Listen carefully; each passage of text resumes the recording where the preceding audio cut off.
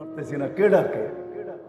একের ভিতরে 100 বানায় ডাকতেছে, একের ভিতরে 100। বুঝাইতে পারতেছি না, হাদিস দিতেছি। আল্লাহ রসুল আমাদেরকে শুনাইছেন, আউয়ালু মা ইউহাসাবুল আবদু ইয়াউমাল কিয়ামাতি আস-সালাহ। ও আমার উম্মত, কিয়ামতের দিন নামাজের ফাইলটা আগে দেখা হবে। ইদা সালুহাত, নামাজ ওকে, আল্লাহ নিচে লেখা দিবে জীবনটা ওকে। নামাজ কমপ্লিট, জীবন কমপ্লিট। নামাজ পূর্ণ, জীবন পূর্ণ, একের ভিতরে 100 ছিল। কয়জন আসে? আল্লাহর মতো সত্তা ডাকে, আল্লাহর মতো সত্তা ডাকে। আল্লাহ কে? যার পরিচয় তো আমাদের সামনে নাই। শুধু আল্লাহু আকবার বলি, জানি তো না কত বড়, ঠিক না? জানেন কত বড়? তাহলে ফেরেশতাদের কথা সত্য হইতো। মানুষ যখন সেজদায় যায় তো পাশের ফেরেশতা গুলা কানাঘুষা করতে থাকে, একজন আরেকজন বলে লাউ ইয়ালামুল মুসাল্লি মান ইউনাজি। এই সেজদাকারী যদি জানতো যে কার সাথে কথোপকথন হইতেছে, চিত্রটা যদি তার সামনে থাকতো, রূপটা যদি সে দেখতো, আল্লাহর দর্শন যদি তার হইতো, কথার জবাব যদি মিলতো, তো মানতাকালা ইলা ইয়াউমিল কিয়ামা, ওকে কিয়ামত পর্যন্ত কেউ সেজদার থেকে উঠাইতে পারতো না। ও তো পড়ছে পড়ছে ওইখানেই জান দিয়ে দিত, ওইখানেই শেষ, কিয়ামত পর্যন্ত থাকতো। আল্লাহ তো চিনি না। চলেন দেখি, ফেরাউনকে যে আল্লাহ চিনাইছেন, ফেরাউনের কৃতদাসী ছিল মাস্তা, যার কবর থেকে এখনো সুগ্রাণ বাহির হয়। হাদিসে নেয়ামত বলতেছি, আমার নাকে ওই গ্রাণ আছে, আলহামদুলিল্লাহ। আপনিও যে ওই গ্রাণ নিয়ে আসতে পারেন। খোলা আছে ওই জায়গা, পুরা কবর প্যাক, ছোট্ট একটা জায়গা আছে ছিদ্র, হাজারো মানুষ ডেলি দেখতে যায়। জর্ডান আর মিশরের বর্ডারে আছে, আপনিও যে দেখে আসতে পারেন। সে ফেরাউনের সামনে পরিচয় তুলে ধরছিল আল্লাহ। ফেরাউন যখন টাইকা বলছে আমার মেয়েকে কোন রবের তথ্য দিলে, বলে তুমি জানো না জানার ভান ধরতেছ, কোন রব জানতে চাও? আল্লাযী রব্বি ওয়া রাব্বাক, আমারও রব তোমারও রব, রব্বা বিনতাক তোমার মেয়ের রব, রব্বাল আলামিন সমগ্র জগতের রব। এতটুক যদি তুই বুঝে না আসে, তাহলে শোন রবের পরিচয়, আল্লাযী রব লা ইলাহা ইল্লা হু আর রহমানুর রহিমুল মালিকুল কুদ্দুসুস সালামুল মুমিনুল মুহাইমিনুল আজিজুল জব্বারুল মুতাকাব্বিরুল খালিকুল বারিউল মুসাব্বিরুল গফফারুল কাহ্হারুল ওয়াহ্হাবুর রাজ্জাকুল ফাত্তাহুল আলিমুল কাবিদুল বাসিতুল খাফিদুর রাফিউল মুইজ্জুল মুদিল্লুস সামিউল বাসিরুল হাকামুল আদলুল লতীফুল খবীরুল হালিমুল আযীমুল গফুরুশ শাকুরুল আলিয়ুল কবীরুল হাফিজুল মুকিতুল হাসিবুল জালিলুল করিমুল রকিবুল মুজিবুল ওয়াসি আল হাকিমুল ওয়াদুদুল মজিদুল বাঈসুল শহীদুল হকুল ওয়াকিলুল কবিয়ুল মতিনুল ওয়ালিয়ুল হামিদুল মুসি আল মুবদি আল মুঈদ আল মুহয়ি আল মুমিত আল হাইয়্যু আল কাইয়্যুম আল ওয়াজিদ আল মাজিদ আল ওয়াহিদ আল আহাদ আল সামাদ আল কাদির আল মুক্তাদির আল মুকদ্দম আল মুআখ্খার আল আউয়াল ওয়াল আখির আল যাহির ওয়াল বাতিন আল ওয়ালি আল মুতাওয়ালি আল বাররু তাওয়াবুল মুনতাকিম আল আফু আর রাউফ মালিক আল মুলক যাল জালালি ওয়াল ইকরাম আল মুকসিত ওয়াল জামি ওয়াল গনি ওয়াল মুগনি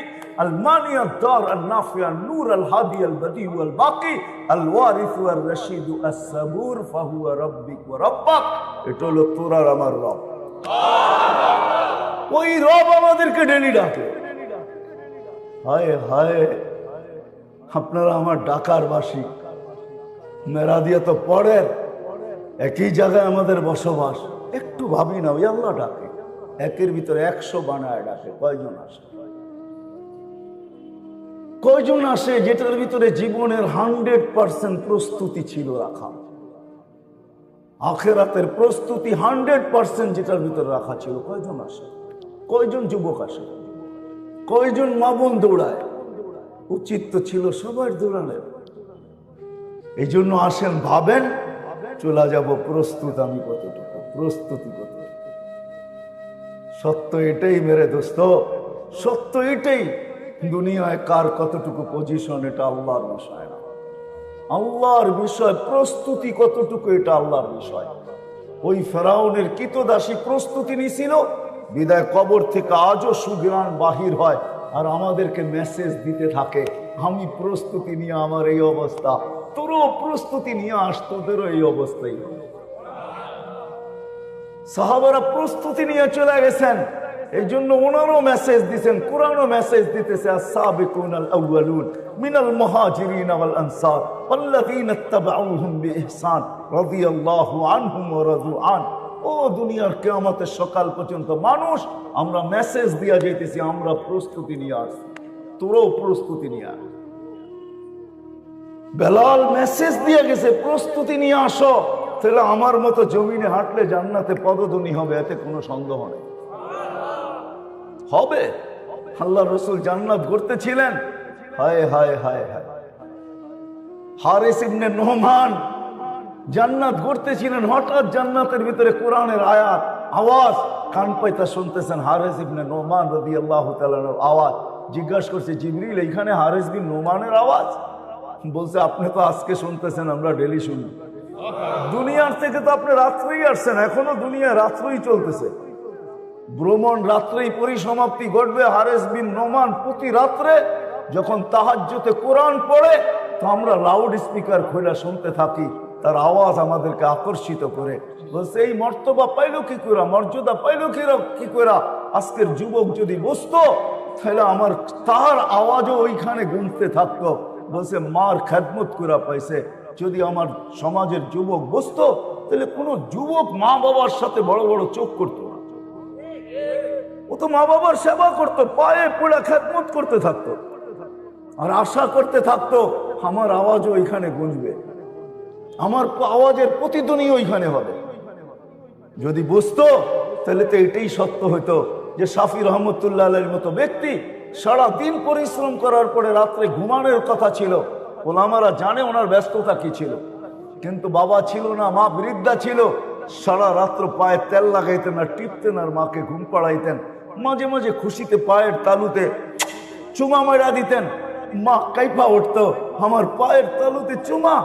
হাসতো আর বলতো, তোমার পায়ের তালুতে চুমা দিই না, আমি তো জান্নাতে চুমা দিয়ে সাহায্য দিতেছি। তাহলে আমার সমাজের যুবকও বুঝতো। আজকে সবচেয়ে বড় আমার সমাজে অনিরাপদ হলো মা বাবা সন্তানের কাছে। নিরাপদ না, প্রতিনিয়ত আমাদেরকে দেখায় মিডিয়া, মাস পার হয়ে যেতে পারে না, দুই চারটা খবর এমন আসে না যে সন্তানের হাতে মা বাবার জান দিতে হচ্ছে। লানত আমাদের জিন্দিগি। এই জন্য প্রস্তুতি কতটুকু চলে কিন্তু যেতে হবে। দুনিয়ায় পজিশন কতটুকু এটা আল্লাহর বিষয় না, প্রস্তুতি আল্লাহর বিষয়। যে প্রস্তুতি নিয়ে আসবে, নতুন ওয়াজ কোত্থেকে আনবো আপনাদের জন্য। হরে বেলালের বাড়ি আমি 6 বার দেখছি, 6 বার। আমার আরো মন চায় ওইখানে গেলে কাঁদতে না চাইলেও কান্না আসে, চিৎকার ভিতরে না আনতে চাইলেও চিৎকার আসে, চোখে পানি আসে। বেলাল তুমি কোথায়? আমি বেলাল রাদিয়াল্লাহু তাআলা আনহু, তুমি কোথায়? দুনিয়ার মানুষগুলা কোথায়? হায় হায় হায়, তোমার কালো, দুনিয়ার কোনো পজিশনই নেই। কসম খোদা, দুনিয়ার পজিশন যদি আল্লাহ, সম্পর্ক যদি পজিশনের ভিতরে সম্পর্ক আছে, আজকে তো আমরা ভাবি সম্পর্ক আমাদেরকে অনেক আগে নিয়ে যাবে। যদি আল্লাহ সম্পর্ক দেখতেন, দুনিয়ায় কার সাথে কার সম্পর্ক আল্লাহ এটা দেখেন না, প্রস্তুতি দেখেন। যদি দেখতেন, তাহলে আবু তালেবের মতো বড় মর্যাদাশীল নবী রসুলদের পরে কেউ হতো না। এটা আমার মনের, আমার বিশ্বাস। আপনি জানেন না আবু তালেব মুহাম্মদুর রাসূলুল্লাহ সাল্লাল্লাহু আলাইহি ওয়াসাল্লামের জন্য কি করছেন? আপনি তো ভালোবাসেন অতটুকু না যতটুকু আবু তালেব ভালোবাসেন, অতটুকু না। জীবিত দশায় যতদিন পর্যন্ত এইখান থেকে রূহ বাহির না হয়ে গেছে মুখ দিয়া, ওই পর্যন্ত বাতিচার উপরে একটা ফুলের টোকা পর্যন্ত পড়তে দেন নাই। আল্লাহ রসুলকে শারীরিক কষ্ট দেওয়ার কারো কোনো সাহস হয় নাই। সবাই জানে বিছনায় পড়া থাকলে কি হবে। আবু তালেব বিছনায়ও শোয়া আসে, এমনও শোয়া আসে। আবু তালেব বিছনায় থাকলে কি হবে? আবু জাহেলেরও ক্ষমতা হয় না, কারো ক্ষমতা হয় না। সবাই অপেক্ষা ছিল এটা যাবে কবে। 44টা বৎসর বুকে রেখা বাতি যাবে। যে আল্লাহ রসুলের হাতের ছোঁয়া পাইলে ভাগ্য খোলে। হায়, পিঠের ছোঁয়া পাইছেন। খুতবা দেওয়ার সময় খেজুর গাছে পিঠ লাগায় খুতবা দিতেন, মেম্বার তৈরি হওয়ার আগ পর্যন্ত। যেদিন মেম্বার তৈরি হয়েছে, মেম্বারে পা রাখতে দেরি, খেজুর গাছ চিৎকার দিতে দেরি করে নাই। ওই কান্না পুরা মসজিদে নববী শুনছে। আল্লাহর রসুল নাইমা এসে সান্ত্বনা দিয়েছে, কাঁদিস না, ছোঁয়া দিতে থাকবো। তারপরও শান্ত হয় নাই। বলছে তোকে জান্নাতে নিয়ে যাব, তুই খেজুর দিবি আমি খাবো, তারপরে শান্ত। যার পিঠের ছোঁয়া পাইলে ভাগ্য খোলা যায়, এরকম ধন্য হয়। আবু তালেবকে তো নিজের হাতে কবরে নামাইছে, আর বলছে আম্মি আম্মি মা তারাক্তালি সাবিলা, চাচা আমার জন্য কোনো রাস্তা রাখলেন না। বলছিলাম কলেমা পড়েন, বললেন না। বলছিলাম আমি পড়বো, আপনি শুধু ঠোঁট হেলাবেন, তাও হেলাইলেন না। চুপ থাকতেন তাইলেও মনকে বুঝাইতে পারতাম, কিন্তু সর্বশেষ একটা চিৎকার দিয়া চলে গেলেন আলা মিল্লাতি আব্দুল মুত্তালিব। আব্দুল মুত্তালিবের মিল্লতের উপরে চলে গেছে। দুনিয়ার কোনো পজিশন আল্লাহ দেখবে না, প্রস্তুতি কতটুকু নিল এটা দেন। আসেন, ওই প্রস্তুতি কখন হবে? যখন আল্লাহর দাবি পূরণ হবে। আল্লাহর দাবি পূরণ হবে। আল্লাহ মানুষের কাছে দাবি রাখেন, বেশি কিছু রাখেন না। দিছেন অনেক, গণাইতে গেলে জীবন শেষ হয়ে যাবে। শুধু শুধু বলেন না অফি আনফুসিকুম আফালা তুবসিরুন। আল্লাহ কোরআন দিয়ে দুনিয়াকে বুঝাইয়া দিছেন, ও দুনিয়ার মানুষ নিজের ভিতরে তাকায় দেখিস না কেন? বলেন, আপনাদেরকে আমি প্রশ্ন করি, অধিকাংশ এখানে শিক্ষিত হবেন, বেশিরভাগই শিক্ষিত।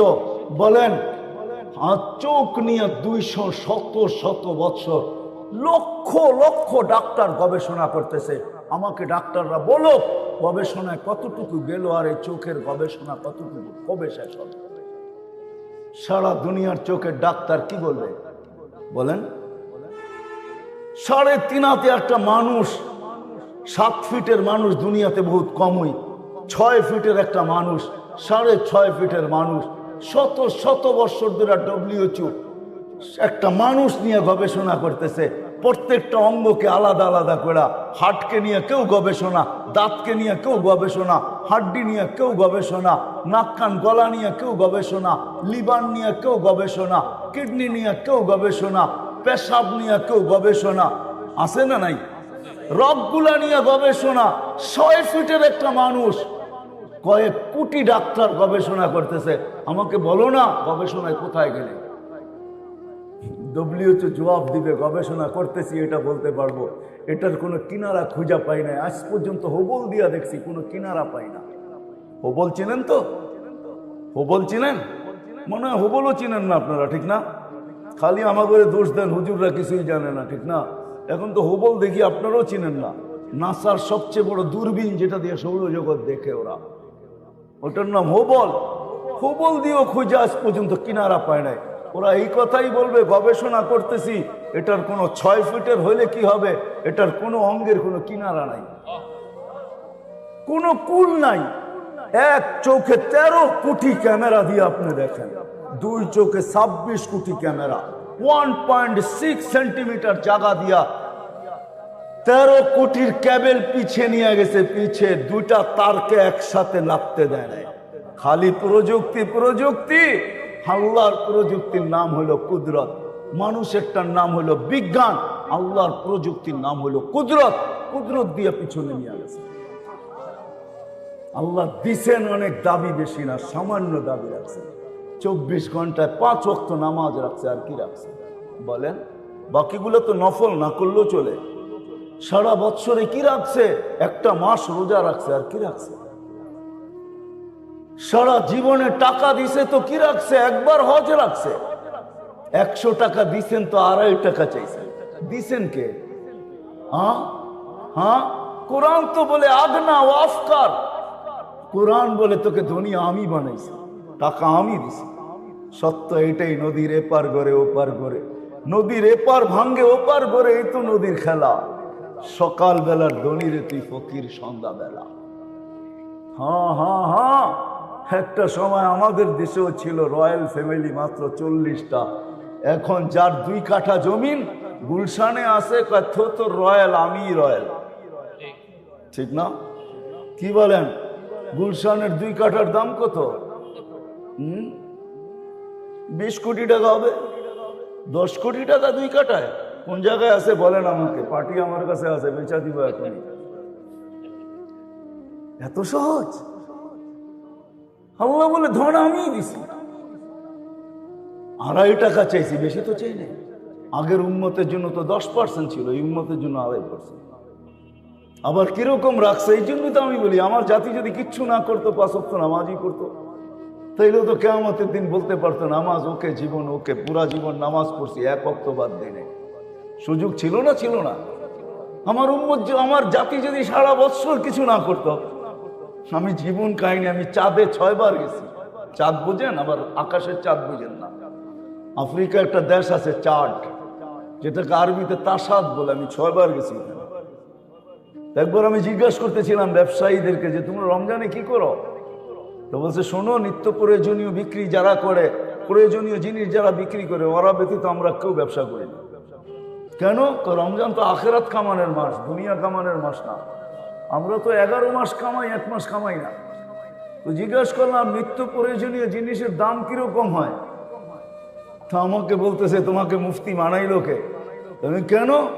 নিত্য প্রয়োজনীয় জিনিস আমাদের দেশে আমরা গরিব হইতে পারি, যারা বিক্রি করে এরা 1 মাস কোনো মুনাফা নেয় না। আমি বললাম কেন?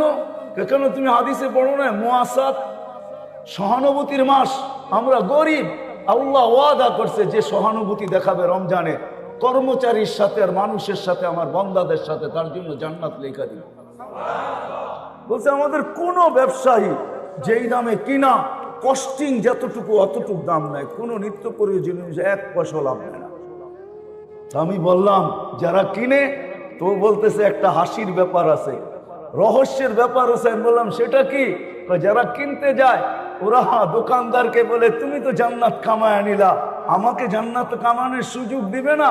তুমি যখন আমার সাথে সহানুভূতি দেখাইলা, তুমি 1 পয়সা লাভ নিলা না, তো আমি এই টাকাটা তোমাকে হাদিয়া দিয়ে সহানুভূতি দেখাইলাম, আমিও জান্নাত পেতেছি। বলেন লাভ বেশি পায় না কম পায়? হায় আমার জাতি যদি বুঝতো, আমি যদি মিডিয়ার মাধ্যমে জাতির কানে এটা পৌঁছাইতে পারতাম, সবাই যদি রমজানে অভ্যস্ত হতো এরকম, 1 মাস যদি আল্লাহকে দিয়া দিত, প্রস্তুতি হয়ে যেত। 1 মাস তো 70 মাস, বৎসর হয় 12 মাসে।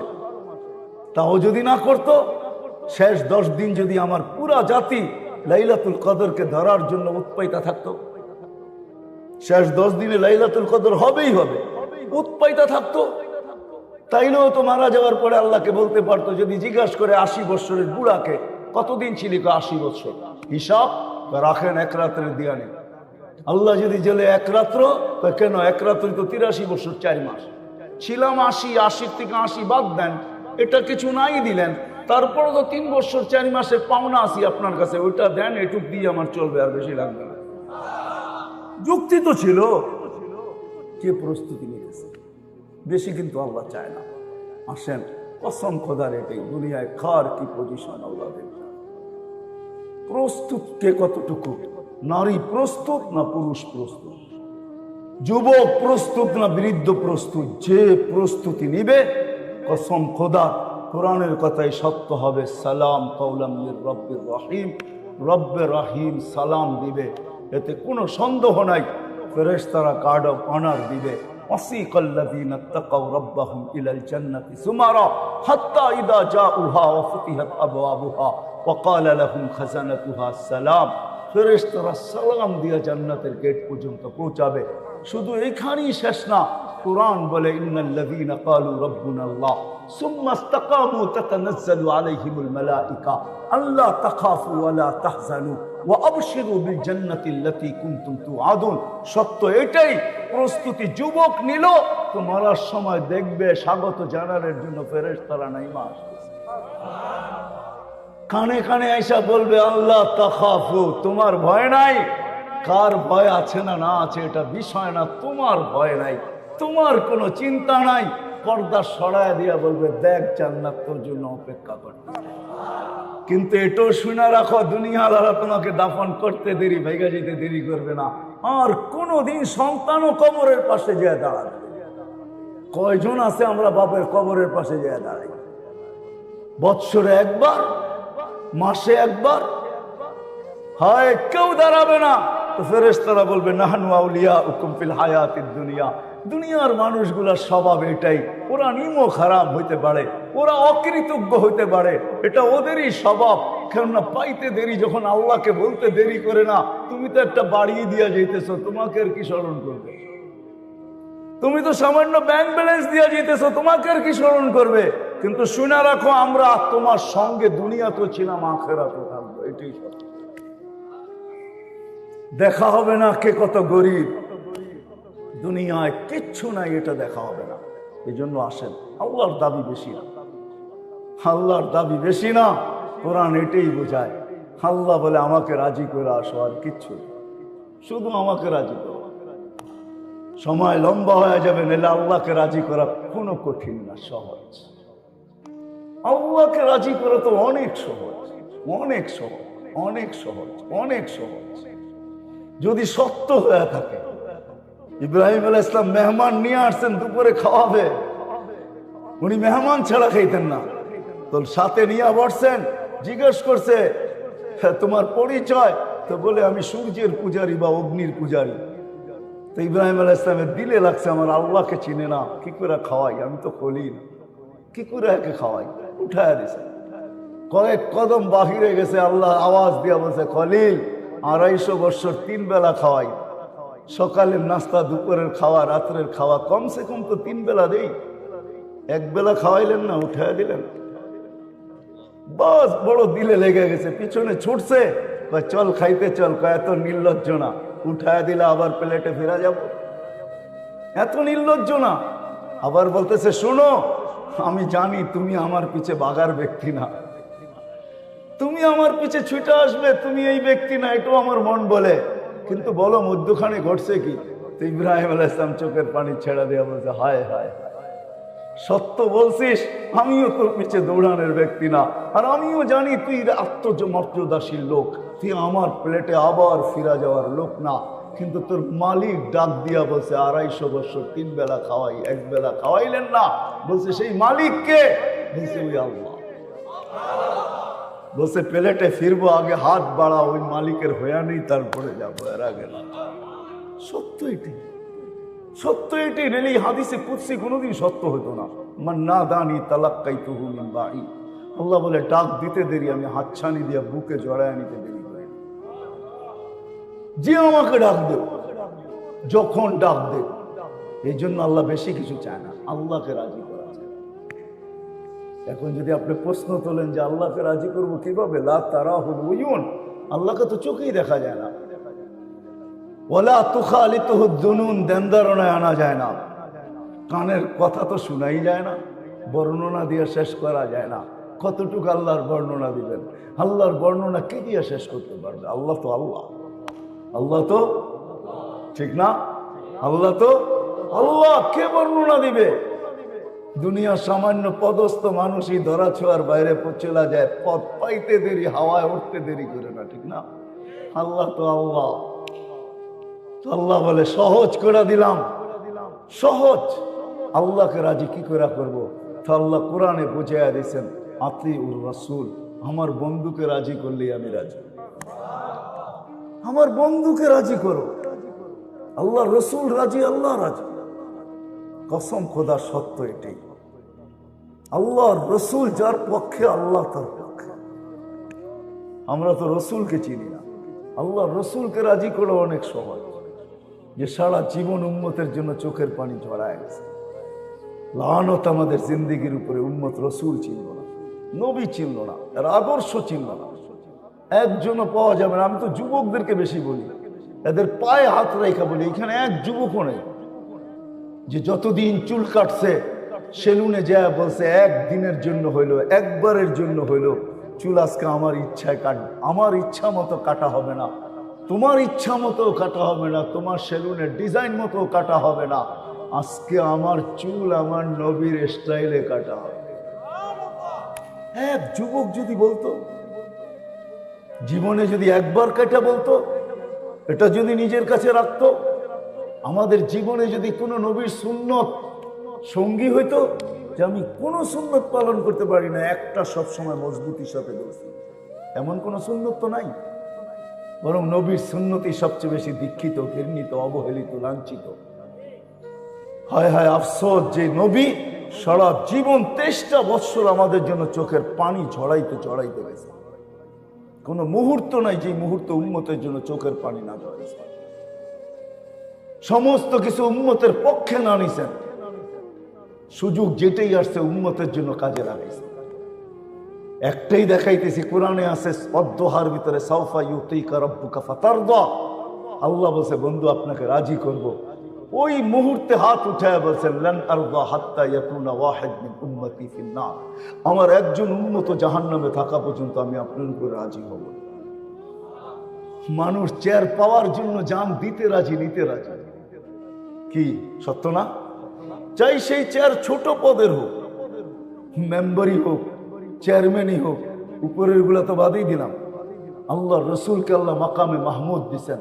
কুরআন বলে ফাতাহাজ্জাত বিহি নাফিলাতান লাক আসা আইয়াব আসাকা রাব্বুকা মাকামান মাহমুদা।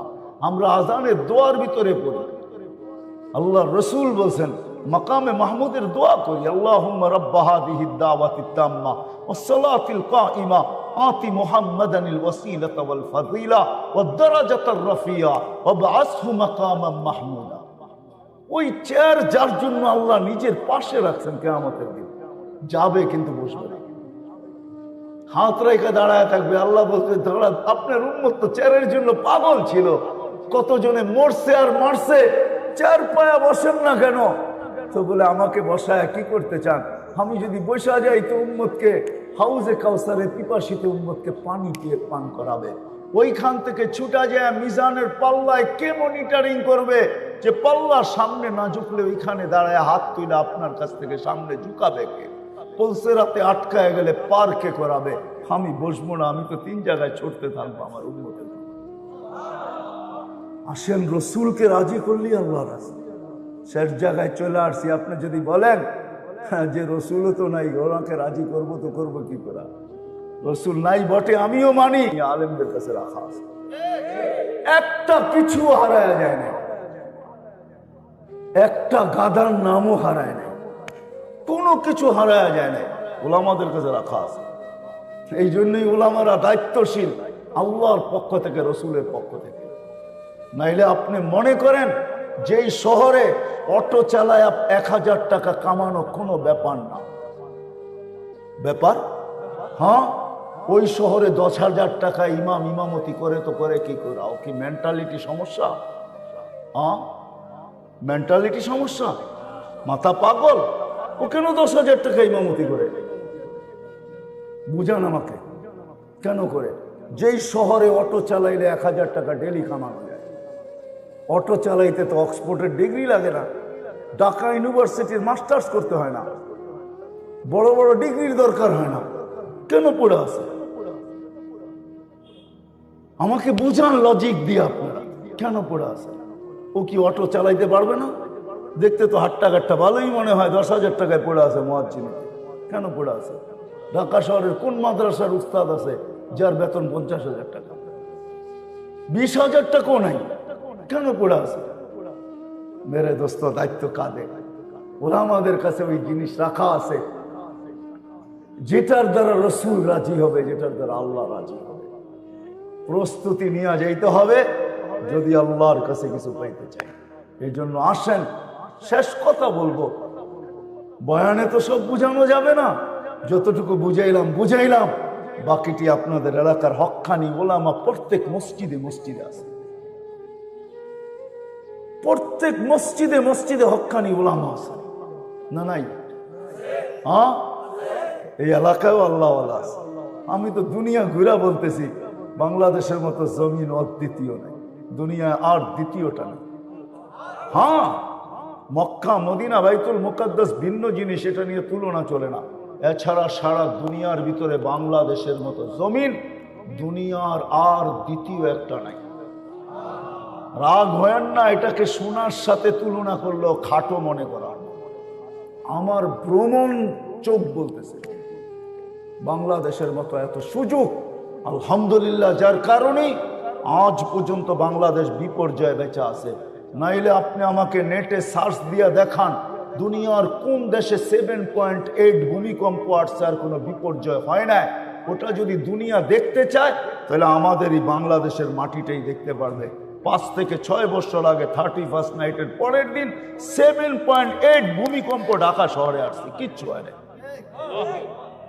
হয়েছে কিছু? কিচ্ছু হয়নি। আপনি দেখান দুনিয়ায়, এক সপ্তাহ আগেই তো নেপালে হলো খালি 6.6, দিল্লি পর্যন্ত কাইপা উঠলো। আমাদের দেশে কিচ্ছু হয় না। দেখান আমাকে দুনিয়ার কোন দেশ আবহাওয়াবিদরা 10 নম্বর মহাবিপদ সংকেত উঠাইছে, আর কোনো বিপর্যয় হয় নাই। দুনিয়ার কোনো দেশ নাই, ওটা একটাই বাংলাদেশ।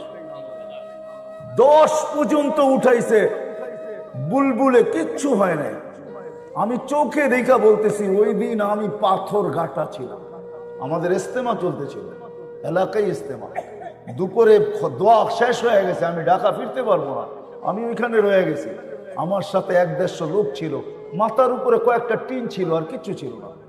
সারা রাত্র দেখছি বুলবুল কিরকম, কিচ্ছু হয় না। সকালে উঠে ঢাকা রওনা দিছি, দেখছি রাস্তায় কয়েকটা কলা গাছ পড়ে আছে, আর কিচ্ছু হয় না।